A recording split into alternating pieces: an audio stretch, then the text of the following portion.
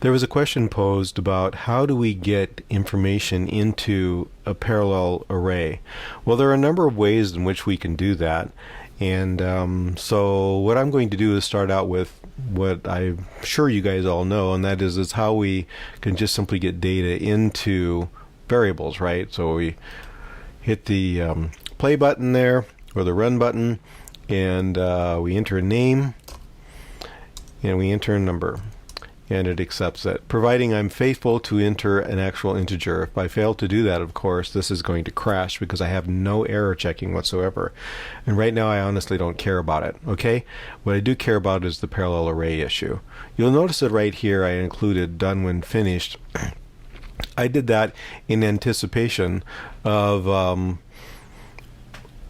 using a loop, all right? So let's go ahead and first of all, I'll just say done is equal to false, and I'm going to create a loop while not done. And of course in Python, things that are all inside the loop need to be indented. This is called the body of the code. Okay, so I indented this, and now this is going to be an infinite loop. So I want to make sure to be able to get out of that loop, right? And the way that I do that is I set up a condition. Well, let's see. I'm going to get the name in, and if the name happens to be done, then I want to get out of my loop, right? So, and I probably don't want to collect any more information or something. We'll figure it out. We'll figure out what we want to do as we write. So I'm going to go ahead and say if name in is equal to quote done, then do something, right? Except we have to have two equal signs because we're comparing. Put that down there, and let's go ahead and make done equal to true, right? And that hopefully makes sense, right? It says if name in is equal to done, done is true. Well, yeah, okay, yeah, the name was done, so yeah, done's true. Well, now you see why I chose the words that I chose.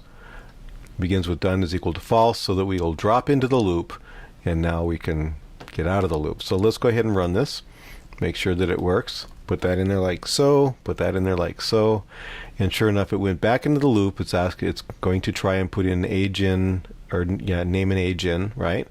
Until we finally see done. But you'll notice, all right, that the way things run, it's going to say name in.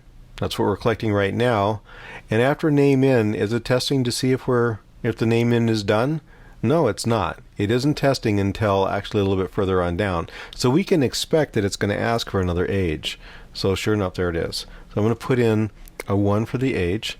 And when I hit enter, you'll see that my name is done and my age is 1. So it's grabbing the last thing that I actually put in to this loop, right?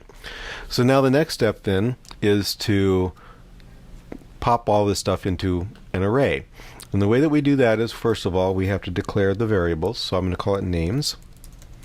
Names, and I'll just say that it's an array, and I'm going to go ages is equal to an array. All right. So if I am done, I can say that done is true and move on with life, right? So let's go ahead and come down here. What if I'm not done? I can say else. I'm not done, okay? And I can say, well, I will append. Actually, I'll go names, names dot append, all right? And name in. So our names array is going to get name in, and now our ages, ages dot append, our ages array is going to get ages in, age in. Okay, so what I have done is I've made it so that no matter what happens, we're forcing both the name and the age to happen at the same time, right? I grab the name, I grab the age. Down here, I grab the name, I grab the age. These things happen in the loop sequentially. So you cannot get a name without an age. And here, you cannot get a name without an age. Okay? So this makes it possible to go ahead and create or populate parallel loop. All right, so now what am I going to do next? Well, let's just run this and see what happens. It may crash, but we'll see what happens. Okay, we've got that. Actually, I'm going to go 1, put in the number 1, 2, put in the number 2, and then I'm going to go done. And of course, it's going to ask for something, right? And I'll just say 0 and hit enter. My name is done. My age is 0. Well, that didn't work out too good, did it? Well, the reason that it didn't work out too good is because we are collecting name in and age in from here. So what I want to do is I'm going to just collect maybe the first element. I'll go names. So 0. And then over here, I'm going to go ages, right? AGES. So 0. And let's see if that flies. Enter my name. I'm going to go 1. The age will be 1. The name will be 2. The age will be 2. As you can see, I'm using data that's going to make sense when I go to troubleshoot this, right? And the name will be done. And of course, the age I'll set to 0. And it comes back and it says my name is 1 and my age is 1. So that obviously is working out pretty good. But I would like now to be able to get the output, you know, report to me the names and ages of everybody in my array. And the way that we do that is we put this critter into a loop. Clearly our array has a length to it of some kind, and if we look up Python, you know, we can do a Google, how do you find out the length of an array or a list, it's going to come back with the len keyword, okay, or the len command or whatever you want to call it. So I'm going to go for I in range, and my range is going to be the length, and the length is going to be of names.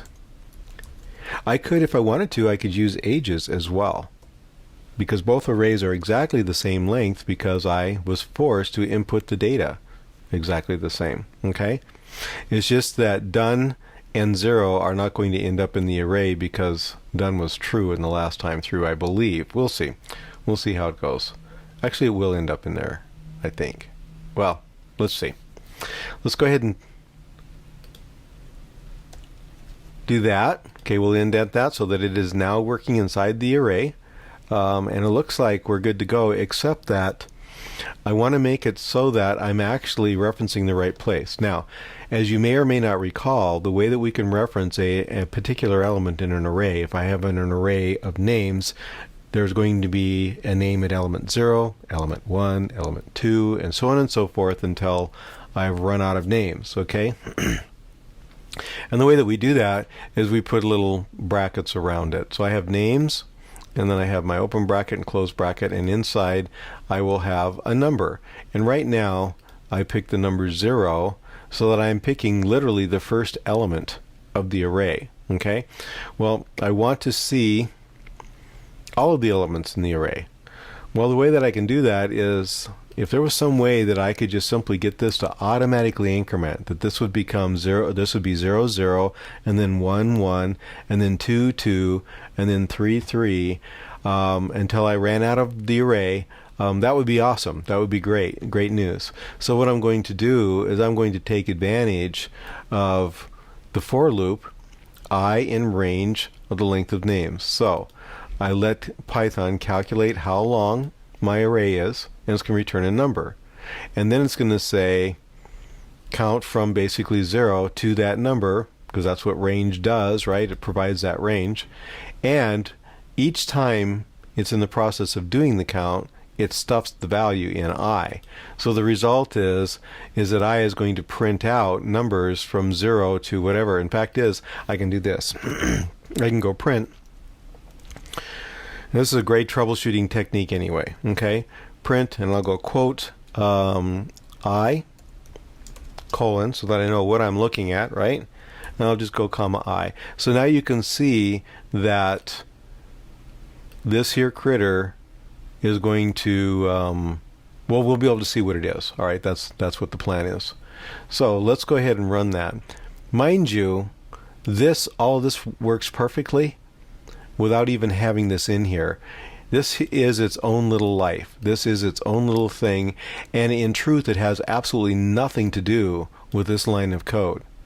What's happening is this line of code is decided to take advantage of the fact that I is changing. That's literally what's happening here. You see, these guys are their own thing. And down here, since I is running through its own little sequence of numbers, I've decided, hey, I'm going to take advantage of that. Since I is going to be 0, and then eventually 1, and then eventually 2, I'm going to take advantage of that and see if I can't get output. So let's see if this works. All right, so hit the play button, or the run button, and it says enter your name, such and such, when finished. So I'll go ahead and say 1, and I'll do 1, 2, and I'll do 2, 3, and I'll do a 3, and then finally done, and I'll do a 0. Okay? And there it goes. It says that I is a 1, it says my name is 1 and my age is 1. And here it says I is I is a 0, my name is 1, age is 1. I is a 1, my name is 2, my age is 2. I is a 2, my name is 3, my age is 3. And of course you don't see done happening, because of course when we gave a name in of done, it skipped this, right? It didn't bother with any of this stuff. There was no point, in other words, there was no point in appending it into the array, because if name in is equal to done, we just simply mark it as true, skip past this, and go back up here, and it will drop out and not collect any more information from us. Okay? So I hope that this makes sense. I hope that this helps you figure out how to input parallel arrays and how to output parallel arrays. With that, I'll say happy coding.